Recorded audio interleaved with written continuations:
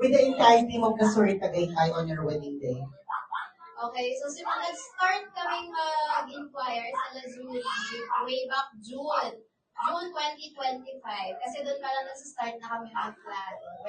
Inquire, ganyan, maraming inquire na ibang hotels, mga ibang reception, pero Lazuri is the one that catch my heart. Well, kasi bukod dun sa naramdaman ko rin, dun pa lang sa pag-message sa akin, yung pinakaunang coordinator na, or kaunang staff na nag-message sa akin, talagang naramdaman namin na nandun yung effort nila, naramdaman namin na talagang hindi nila kami pababayaan hanggang dumating yung araw na ito. And as time goes by, hanggang pagpaplano, pag-execute ng lahat ng nandito, nakikita ninyo, talaga pong ang Lazuri ay hands-on. Wala kaming masabi, wala na kaming pagod na naramdaman bukod sa iba pang essentials na kailangan natin yung hindi kasama dito. Pero all in all, dito sa Lazuri, talagang sobrang galing. Talagang hands-on sila.